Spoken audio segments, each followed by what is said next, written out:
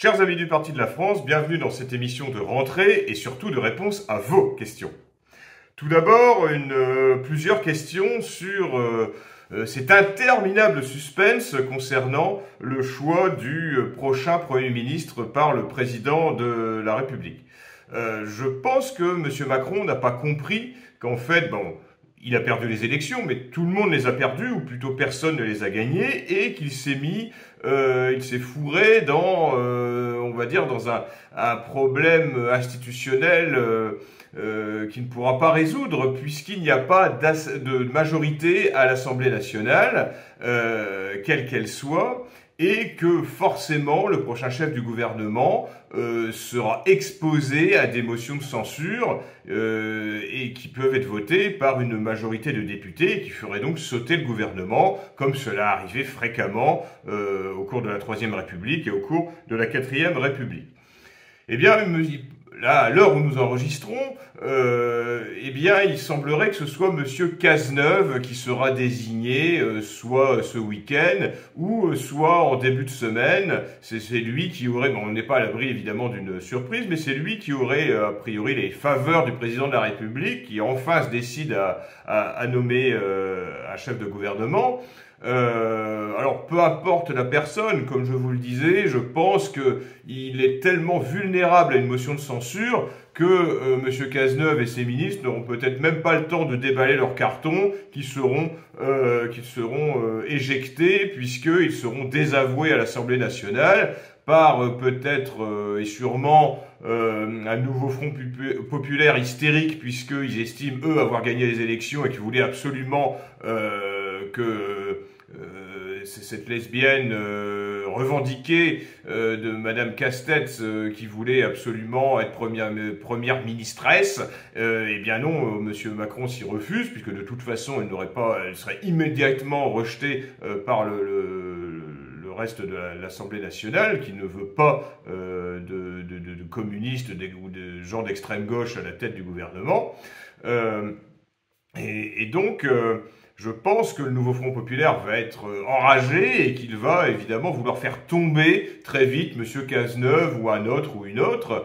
On va voir si le Rassemblement national va enfin jouer un rôle intéressant à l'Assemblée nationale. C'est-à-dire, je pense qu'il faut accentuer cette crise politique, cette crise parlementaire et cette crise institutionnelle. Je pense que la Ve République est à bout de souffle. Emmanuel Macron, avec sa dissolution au mois de juin, j'espère, va lui porter l'estocade, et il serait tout à fait du rôle du Rassemblement national de provoquer cette chute de la Ve République, de nos institutions qui ne correspondent plus aux attentes de nos compatriotes, et quel que soit ce qui soit issu par la suite, s'il y a une assemblée constituante, s'il y a de nouvelles élections, enfin, peu importe, de toute façon, ce sera toujours meilleur que cette Ve République pourrissante. Je pense que si on a l'occasion de renverser la table, de changer les règles, eh bien, il faut le faire, pas être dans la crainte de dire mais ce sera pire après, de dire ah bah non, restons dans l'immobilisme, surtout ne changeons rien. Bah non, c'est pas le cas. En tout cas, nous, au Parti de la France, ce que nous souhaitons, c'est de balayer toutes ces institutions vérolées, et que là, si ça pouvait s'accélérer avec une crise parlementaire, une crise politique, une crise institutionnelle, eh bien, pourquoi pas. Donc nous espérons, en tout cas au Parti de la France, qu'il va y avoir des motions de censure successives, que les institutions vont être bloquées et qu'il va y avoir un changement institutionnel quel qu'il soit, et surtout de nouvelles élections, de telle façon que le peuple français puisse de nouveau s'exprimer. Un autre sujet concerne, j'ai eu différentes questions qui concernent Thaïs Descuffon, cette jeune identitaire qui a été sollicitée par M. Hanouna pour participer de manière régulière à son émission sur Europe 1, son émission de radio. Et nous estimons au Parti de la France que c'est une bonne nouvelle à partir du moment où des gens de droite nationale, des identitaires, peuvent s'exprimer. Thaïs Descuffon, même si elle est rentrée dans une sorte de business par rapport aux relations, en étant une espèce de coach matrimonial ou coach de vie concernant les relations hommes-femmes. Bon, écoutez, c'est très peu... Ça ne m'intéresse pas, en tout cas, ça n'intéresse pas le Parti de la France. Elle fait ce qu'elle veut, c'est une activité commerciale comme une autre, et s'il y a des gogos pour se faire avoir, eh bien tant pis pour eux. Mais en attendant, concernant son discours politique, elle ne s'est jamais reniée, elle a toujours eu un discours identitaire radical, et je rappellerai que lors de la première polémique sur notre affiche du Parti de la France « Donnons un avenir aux enfants blancs », elle avait défendu cette affiche sur son compte Twitter en expliquant, en reprenant cette affiche, en mettant des photos d'elle quand elle était petite, en disant « Oui, effectivement, moi je ressemblais à l'enfant de cette affiche quand j'étais petite ». Voilà, donc c'est quelque chose, c'est tout de même courageux politiquement, c'est pas quelqu'un qui se couche. Elle avait d'ailleurs été aussi invitée à BFM TV et elle avait provoqué un scandale. D'ailleurs, je crois que le directeur de la chaîne Info était venu quasiment l'insulter à la fin de l'émission parce qu'elle avait osé dire que le principal problème pour les femmes en France, c'était l'immigration afro-musulmane par rapport à tous les risques qu'elles encourent parce que les harceleurs, les agresseurs, les violeurs étaient de cette origine ou de cette confession.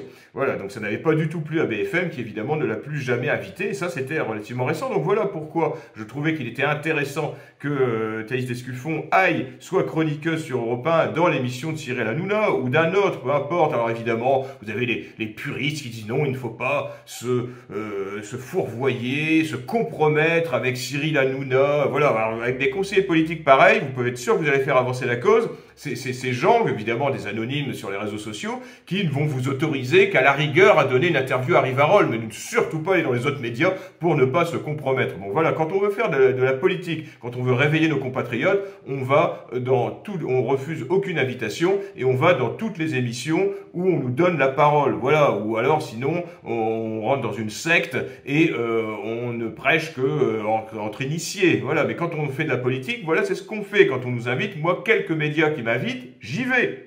Malheureusement, je ne suis pas souvent invité. Mais je ne vais pas faire la fine bouche en disant « Oh, Popo, non, non, oh là là, Cyril Hanouna, oh non, je ne quota pas ce genre de personnage, voilà. » Non, Cyril Hanouna m'invite, j'y vais. Voilà. Mais par contre, je ne change pas mon discours par rapport à lui ou par rapport à son émission. Je vois qu'on prête un trop grand rôle politique à M. Hanouna. M. Hanouna, c'est un employé, il fait ce qu'on lui demande de faire. Alors, pour l'épilogue de cette histoire, de cette possibilité que Thaïs Descuffon soit chroniqueuse sur une radio de grande écoute, eh bien, en fait, la direction d'Europe 1 s'est couchée devant les pressions gauchistes qu'elle a subies pour finalement demander à M. Hanouna de ne pas faire de Thaïs Descuffon une nouvelle chroniqueuse dans son émission.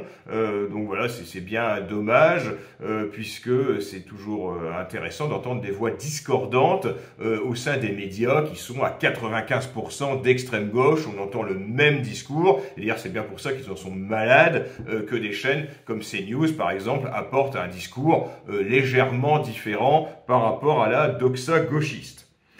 Ensuite, une question à laquelle je vais répondre rapidement, même si elle est large. On dit comment je vois l'avenir de la France et des Français. Écoutez, alors soit je vous fais une réponse de 4 heures, ou soit je vous réponds brièvement.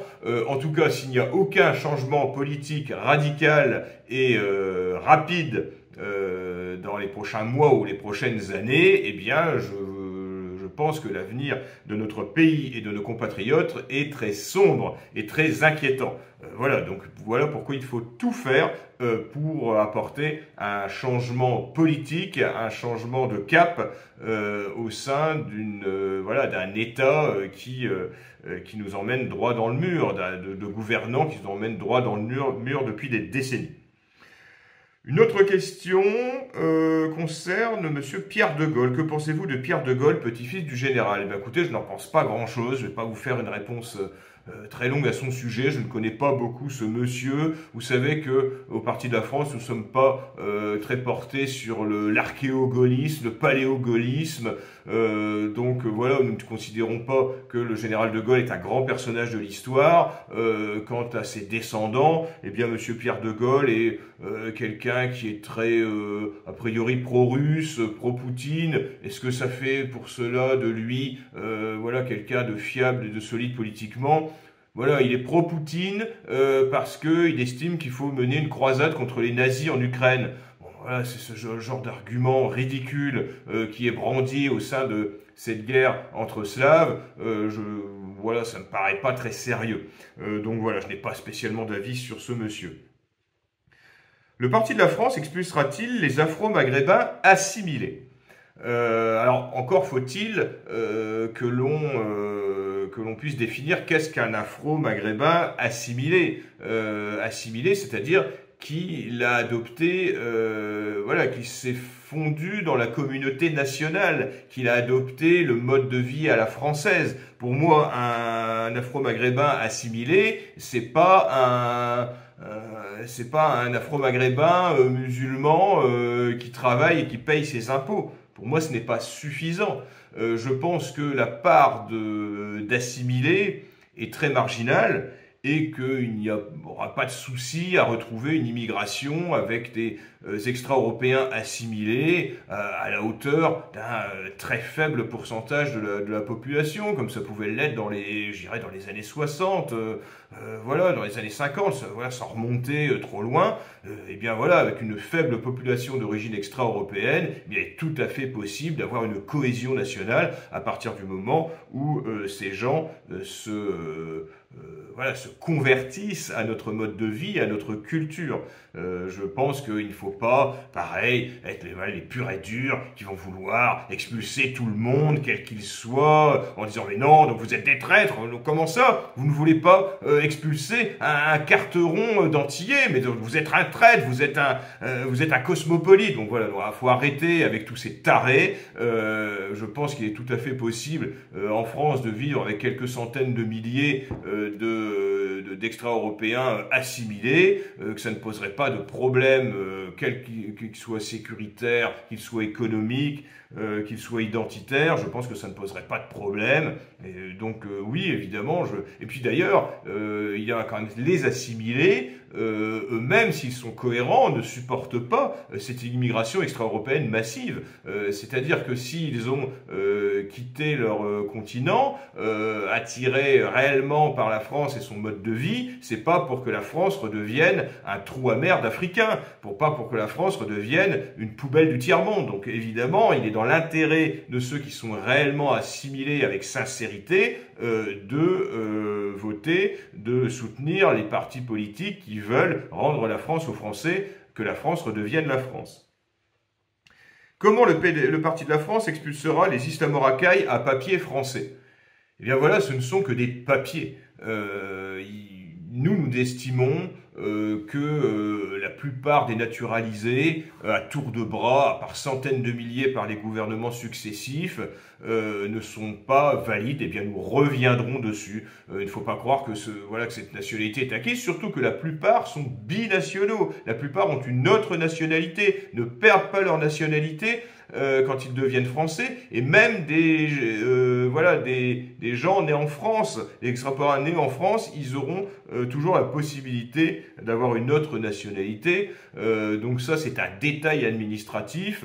Nous procéderons évidemment à une remigration massive des extra-européens, à papier français ou non. Après, ce sont juste des problèmes juridiques que nous réglerons avec les pays d'origine, mais il est hors de question de s'arrêter à cause de problèmes de papier, de règlement. Non, la politique, c'est un rapport de force, et ce n'est pas une histoire de règlement administratif ou de choses et d'autres. Eh bien, nous changerons tout cela. Tout cela, ça se change comme une constitution, ça se change des lois, ça se change des traités, ça s'abroge, ça s'annule. Voilà, nous appliquerons notre programme, et ce ne sont pas des textes qu'on nous présente comme sacrés, que des textes républicains sacrés. Eh bien, nous torcherons avec et nous appliquerons notre programme. Voilà, c'est tout. À partir du moment où nous aurons une majorité de Français qui nous aura donné mandat pour appliquer notre programme, nous l'appliquerons quels que soient les textes en vigueur.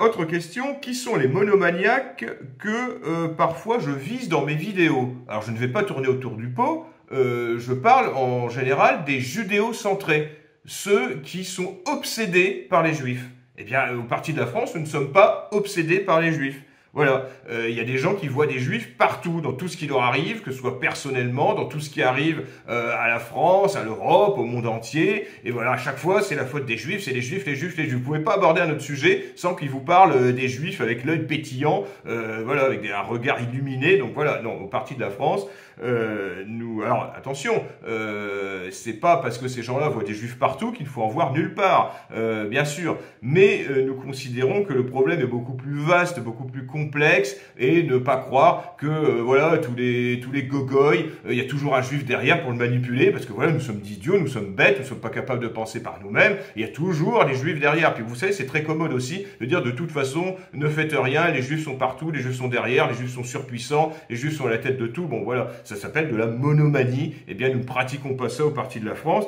et je pense que déjà c'est un discours complètement repoussoir pour les gens normaux, et que de toute façon en plus c'est faux, c'est faux. Il faut arrêter de croire qu'il y a un bloc monolithique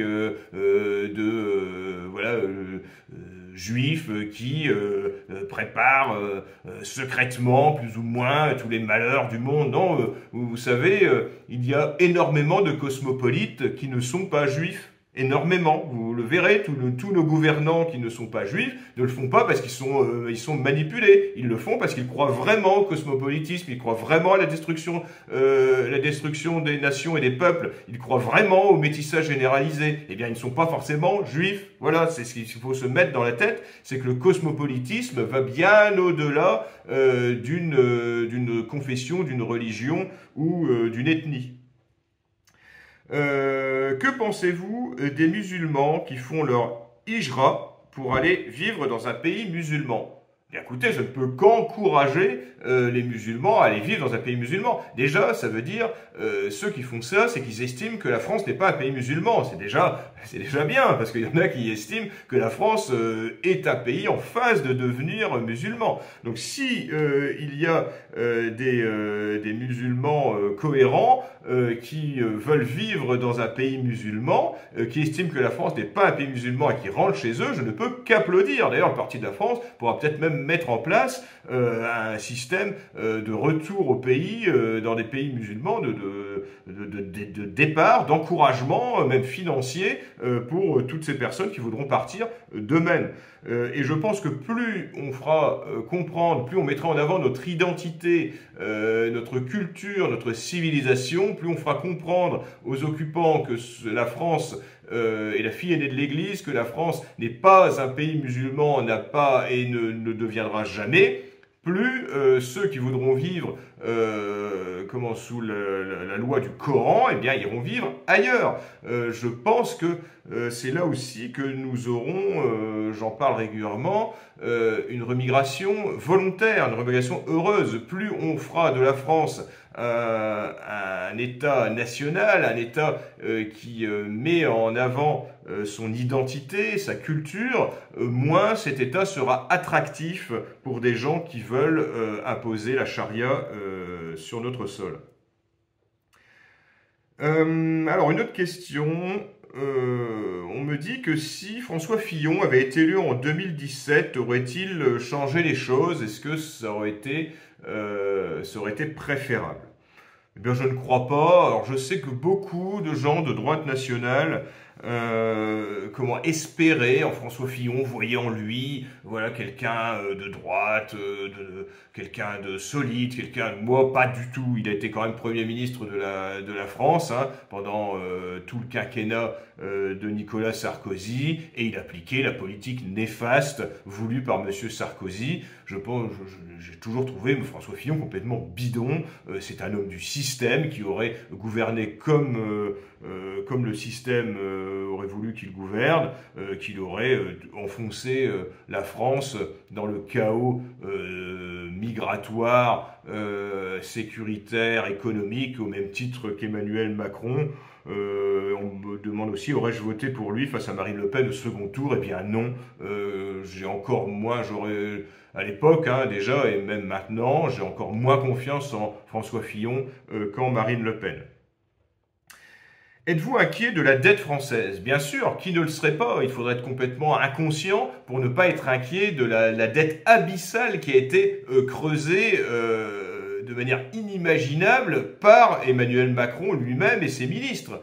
C'est-à-dire quand même qu'ils sont responsables depuis 2017 de 1000 milliards de dettes.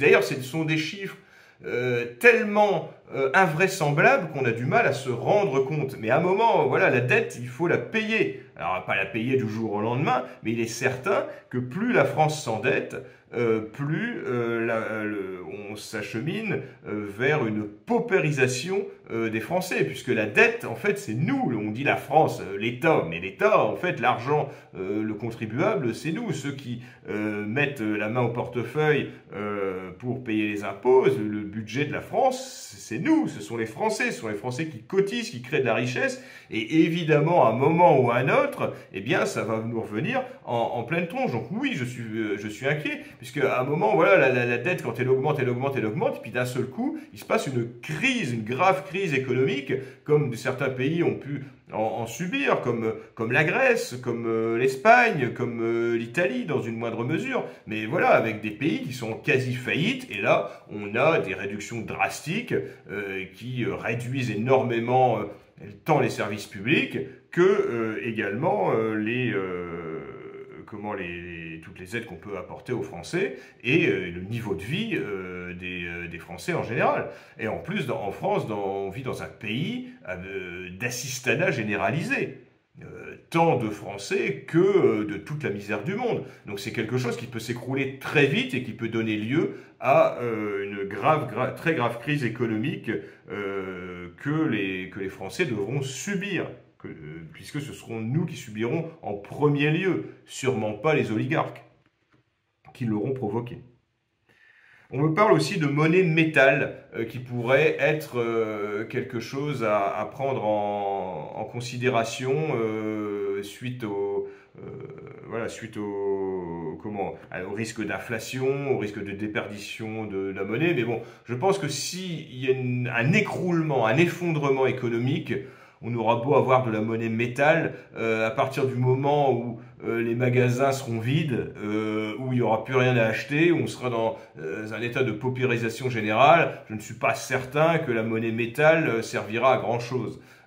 Peut-être à relancer une nouvelle monnaie, peut-être, mais bon, voilà, on nous dit, les prédicateurs apocalyptiques vous disent depuis 20 ans ou 30 ans, achetez de l'or, là c'est bon, ça va s'écrouler, c'est certain, ça va être, cette fois-ci c'est la bonne, ça va être la ruine mondiale, achetez de l'or, retirez votre argent des banques, bon voilà, ça fait 30 ans qu'ils nous le disent, 30 ans, alors évidemment, ceux qui disent que, un train va dérailler, il finit par avoir raison, parce qu'arrive un moment, un jour ou l'autre, mais bon, faut arrêter ce discours, parce qu'en fait, vous savez pourquoi ils disent ça, tous ces prédicateurs, parce qu'ils veulent être le premier à l'avoir dit. Ils vont dire, vous savez, je vous l'avais bien dit. Alors le mec, ça fait 30 ans qu'il tous les mois sort le même article en disant ça va être la catastrophe mondiale, les bourses vont s'écrouler, ça va être l'inflation généralisée, vous n'allez plus avoir d'argent, si vous n'avez pas d'or, vous êtes foutu, faut retirer votre argent des banques. Voilà, ils le disent, c'est une sorte de business aussi, mais bon, au bout d'un moment, c'est pénible. Voilà,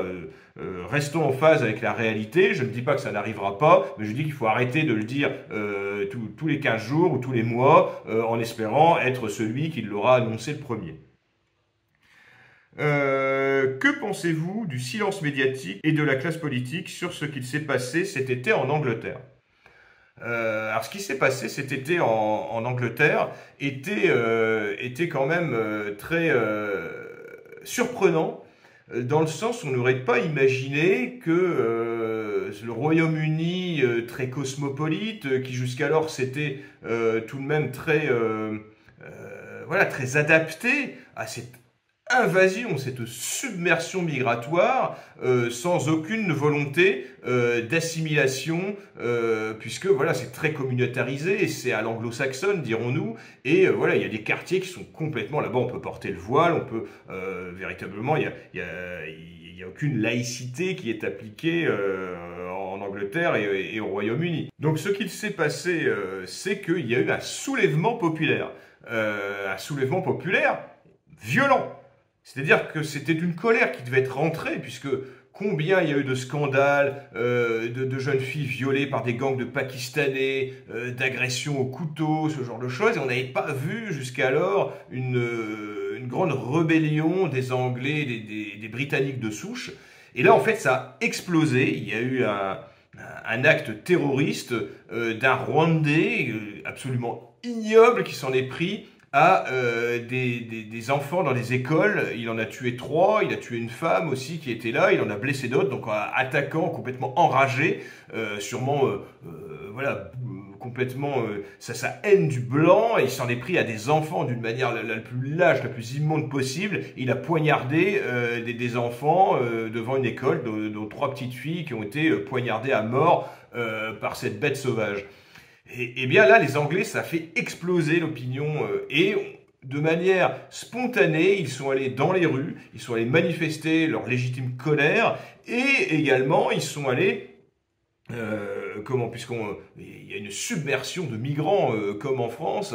D'ailleurs, vous voyez que le Brexit n'y a absolument rien changé. À partir du moment où on ne change pas les gouvernants, on a beau quitter l'Union européenne, eh bien, on ne change, voilà, rien ne change, voire presque même ça a empiré, je crois, au niveau de la submersion migratoire au Royaume-Uni. Eh bien, ils sont allés devant des centres pour migrants, ils ont foutu le feu à certains. Enfin, voilà, il y avait une colère de la part des Britanniques qui n'en pouvaient plus de cette immigration imposée, massive et qui tue leurs enfants. Voilà, c'est le massacre de leurs enfants. C'était cet acte ignoble qui a eu lieu à Southport, il me semble, a été vraiment la goutte d'eau qui a fait déborder le vase. Et là, on a une réaction qui pourrait être à peu près équivalente à celle des Gilets jaunes. C'est-à-dire, mais là, c'était vraiment une revendication identitaire. Anti-immigration, voilà, même raciale. C'est-à-dire que les Anglais, voilà, c'est un sursaut de survie identitaire. Et on a pu s'apercevoir, comme en France avec les Gilets jaunes, que le gouvernement anglais a été absolument implacable. Implacable dans le sens où la totalité de la classe politique anglaise a condamné ces manifestations de colère de la population, a assuré la population afro-musulmane de son soutien sans faille et a procédé à une répression inimaginable contre les Britanniques qui manifestaient, condamnant des gens qui n'étaient... Alors, vidant les prisons de racailles, pour y mettre des opposants politiques et en condamnant à des peines disproportionnées des Anglais qui n'avaient fait que manifester leur colère. C'est-à-dire que des pères de famille qui ont manifesté dans la rue se sont fait condamner parfois à 1 an, à 2 ans de prison. Des gens se sont fait arrêter chez eux pour se faire traîner devant un juge et condamner à de la prison ferme parce qu'ils avaient juste mis des messages sur les réseaux sociaux encourageant les manifestations contre la submersion migratoire et contre le terrorisme islamique. Ce sont des choses qu'on a vécues avec les Gilets jaunes. Voilà, c'est la même chose. C'est-à-dire c'est l'oligarchie qui refuse que la populace mette en cause son projet cosmopolite de métissage généralisé, de destruction des peuples et des nations.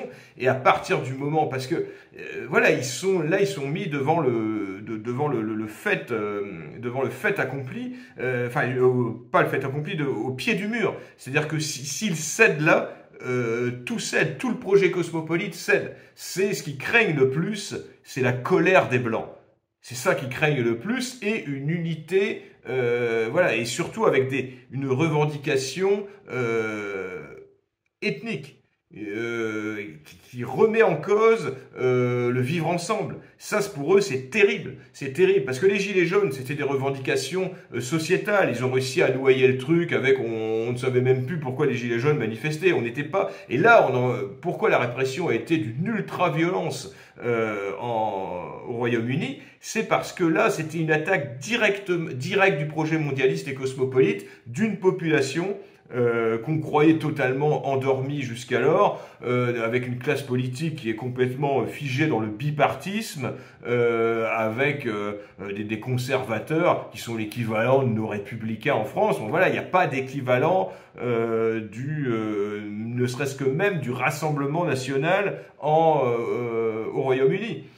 Donc là, c'était quelque chose d'imprévu, de spontané, mais qui donne un message d'espoir, une lueur d'espoir, comme quoi les peuples blancs n'ont pas tous décidé de mourir. C'est qu'on vous met en avant systématiquement, que ce soit en France ou ailleurs, des minorités de dégénérés, des minorités qui se complaisent dans le vivre ensemble et qui n'ont qu'une envie, c'est que la race blanche disparaisse. Mais voilà, ce n'est qu'une minorité. La plupart des gens normaux que vous croisez n'en peuvent plus de l'immigration, n'en peuvent plus de l'insécurité liée à cette immigration et n'ont pas cette ligne de destruction de nos nations, de nos peuples européens. Donc c'est à suivre, et en espérant que ce ferment de révolte puisse s'étendre à l'ensemble des pays d'Europe de l'Ouest submergés par l'immigration. Alors, qu'aurait fait le Parti de la France s'il avait été dans l'opposition anglaise? Eh bien, écoutez, nous aurions évidemment soutenu ces rassemblements spontanés, ces manifestations, cette colère du peuple. Mais il aurait été tout à fait possible que pour avoir soutenu ces actions, eh bien nous soyons poursuivis, interdits, emprisonnés, puisque là la répression était digne de l'URSS. Hein. Là, c'était digne d'un régime totalement dictatorial, avec une hiérarchie policière très zélée qui s'en est pris aux patriotes anglais. Autre question, faut-il envisager une alternative à Telegram? Donc j'imagine que cette question c'est suite à l'arrestation de Pavel Durov, son fondateur, son directeur, son PDG si je puis dire. Donc là pour l'instant non, Telegram fonctionne toujours bien. Alors après moi, je vous donnais l'avis de Thomas Joly, président du Parti de la France. Au Parti de la France, nous n'avons rien à cacher. Nous ne préparons pas des attentats, nous ne préparons pas des actions violentes pour prendre le pouvoir. Donc, je veux dire, voilà, Telegram nous sert à diffuser notre message politique sans censure jusqu'alors. Ça nous suffit, nous n'avons pas besoin d'avoir des messageries cryptées, nous ne sommes pas des terroristes, nous ne sommes pas des dealers. Voilà, Telegram, tant qu'il reste tel qu'il est, eh bien, je ne pense pas qu'il faut chercher une alternative. Nous verrons bien si la censure s'y applique comme ça peut le faire sur certains réseaux sociaux. Mais je pense qu'il faut attendre et voir. Il ne faut pas se précipiter à dire je vais quitter Telegram parce que, attention, maintenant nous allons être surveillés. Puis la plupart des gens qui ont peur d'être surveillés, en fait, n'ont aucune activité subversive. Bon, voilà, il faut arrêter un peu la paranoïa. De toute façon, si vous voulez, je dirais, politiquement, faire quelque chose d'illégal, eh bien, vous bannissez les réseaux sociaux, vous bannissez les téléphones portables, vous bannissez les ordinateurs. Voilà, c'est quand même pas compliqué, c'est un principe de base. Voilà, faut arrêter après de fantasmer en croyant qu'on va pouvoir faire des choses illégales en passant par les réseaux sociaux. Enfin, c'est complètement inepte. Alors, pourquoi verser une larme quand des policiers se font tuer? Puisque là, apparemment, un internaute me reproche au Parti de la France d'avoir été sûrement trop ému par la mort de l'adjudant commun, je ne sais pas comment on prononce son nom, qui a été fauché par un Cap-Verdien multirécidiviste à Mougins. Alors donc, je ne sais pas, peut-être aurait-il fallu s'en réjouir, hein, je ne sais pas, en gueulant à cab. Voilà. Nous ne sommes pas des voyous, nous ne sommes pas des Mongoliens qui, dès qu'ils voient un flic, ils disent « Ah ben là, c'est un ennemi ». Bon voilà, la police, les forces de l'ordre, c'est un outil. C'est un outil au service de pouvoir en place pour, théoriquement, assurer la sécurité des Français et utiliser parfois à des fins politiques, pour réprimer des opposants politiques. Et certaines personnes voudraient, donc les forces de l'ordre sont contre nous, parce qu'ils imaginent qu'en fait les forces de l'ordre, c'est une entité autonome qui se réunit, qui a des bureaux politiques et qui se dit tiens, on va aller taper sur les nationalistes parce qu'on est tous des bons gauchistes au service de l'État pour avoir notre gamelle. Mais pas du tout, ça se passe pas comme ça. Pourquoi voudriez-vous que les policiers, que les gendarmes mettent en péril leur activité professionnelle, enfin leur métier, juste pour vous faire plaisir? C'est-à-dire, pourquoi vous ne demandez pas aussi à l'employé de la CAF de refuser de verser de l'argent aux immigrés en disant vous êtes un traître, hein, vous êtes employé de la CAF, pourquoi vous refusez pas aussi, vous voyez votre boulanger, ah le salaud, il a vendu une baguette à des migrants. Et ben vous dites bah non, faut pas de vendre de baguettes aux migrants, mais ferme ta boulangerie, n'en vend plus aux migrants. Il faut arrêter un petit peu. Eux-mêmes, ces gens qui vocifèrent contre la police dans leur vie, eux-mêmes, dans leur propre vie, ne font pas tout cela. Ils vont demander aux policiers de perdre leur travail juste pour leur faire plaisir. Alors évidemment, je ne cautionne pas du tout quand le zèle de la police, quand il s'agit de matraquer des gilets jaunes, de persécuter des nationalistes, de faire du zèle dans les contrôles routiers. Mais des cons, il y en a partout. Il y en a qui appliquent ça avec zèle, d'autres avec un peu moins de zèle. La police est un outil. On ne peut pas... la police et la gendarmerie, ce sont des outils pour maintenir la sécurité, pour maintenir l'ordre. Eh bien, quand nous serons au pouvoir, sachez que tous ces gens, la plupart de ces gens, eh bien, feront ce que l'on dira. C'est-à-dire que nous, plutôt que de fracasser le crâne des gilets jaunes, on leur demandera de mettre au pas la racaille. On leur demandera, plutôt que de verbaliser les automobilistes avec zèle, eh bien, on leur demandera plutôt de patrouiller dans les rues pour qu'elles soient sûres partout, sur tout le territoire français. Voilà ce que nous demanderons à la police, et la police le fera. À partir du moment où je ne sais pas, où des gauchistes essaieront d'empêcher l'expulsion de migrants, eh bien les gauchistes, s'ils ne se dispersent pas, se prendront du gaz lacrymogène et des coups de matraque. Voilà, c'est tout. Ça se passera comme ça. Et si des gauchistes commettent des actes terroristes ou des actes de sabotage, eh bien ils seront arrêtés par la police. Voilà, la peur changera de camp et la police et la gendarmerie seront remises dans des fonctions de maintien de l'ordre et non des fonctions de persécution, de persécution politique ou de persécution sanitaire, comme on a pu le voir aussi. Mais il faut arrêter d'être complètement débile et de souhaiter... Alors, on est contre les polices, on est contre les forces de l'ordre parce que voilà, c'est des sales méchants qui veulent nous taper dessus. Mais on fait quoi? C'est-à-dire qu'après, c'est l'anarchie. Évidemment, vous imaginez qu'on va faire un État sans police, mais vous êtes des gauchistes mentaux, c'est pas possible qu'on va faire un État sans force de l'ordre, ou alors qu'on va virer la totalité des forces de l'ordre en disant « Ah là là, vous vous souvenez, le Covid, vous avez demandé des attestations, vous êtes des traîtres. » Mais arrêtez un peu, mais sortez un peu de votre débilité mentale, c'est pas possible. Le Parti de la France, évidemment, était tout à fait dans son rôle enfin, même pas de regretter, le terme n'est pas assez fort, mais d'être totalement indigné par cet énième policier ou gendarme tué par un multirécidiviste qui aurait dû être expulsé. Et on a vu que pour une fois, sa veuve, lors d'un hommage national qui lui a été rendu, eh bien sa veuve a été très digne et a attaqué, alors elle a dit la France, c'est plutôt l'État ou plutôt le gouvernement, mais bon bref, voilà, c'est beau, c'est une femme éplorée qui venait de perdre son mari 2 jours avant dans des circonstances dramatiques et qui a quand même eu un discours très politiquement incorrect et qui a accusé l'État d'être responsable de la mort de son mari. Et là, cette dame a tout à fait raison. Combien de morts auraient pu être évitées si des étrangers avaient été expulsés dès leur premier délit? À chaque fois qu'il y a un meurtre, un crime abominable qui est commis et qui est médiatisé, on s'aperçoit que l'ordure est un étranger multirécidiviste qui a été arrêté de nombreuses fois, qui a été condamné, qui n'a pas purgé ses peines. Combien de fois, combien de vies auraient pu être sauvées si les étrangers délinquants ou criminels avaient été expulsés dès leur premier méfait? Et bien voilà, donc c'est ce que j'avais à dire sur cette question. Une dernière, on me redemande mon avis sur le conflit Russie-Ukraine. Je l'ai déjà dit plusieurs fois, donc je renvoie cet auditeur aux émissions précédentes. Nous, tout ce que nous voulons, c'est la paix. La paix, que cette guerre sanglante se termine pour le bien de tous. Et pour cela, je pense qu'à court terme, nous ne pouvons que souhaiter la victoire de Donald Trump, qui lui a décidé de ne plus soutenir l'Ukraine et de trouver une solution de paix dès qu'il sera élu pour mettre fin à cette guerre.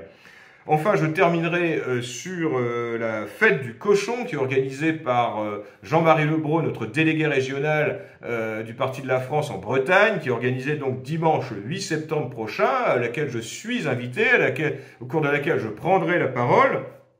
Et c'est toujours un événement très sympathique, très convivial, mais aussi politique. Ce sera l'occasion de faire la véritable rentrée politique du Parti de la France. Et donc je vous invite, pour ceux qui le souhaitent, à réserver leur place et pour venir nous retrouver. Je sais qu'il y a déjà entre 100 et 150 réservations pour l'instant, mais il y a encore de la place. Donc n'hésitez pas à venir nous retrouver au cours de cet événement. Je vous dis à la prochaine fois.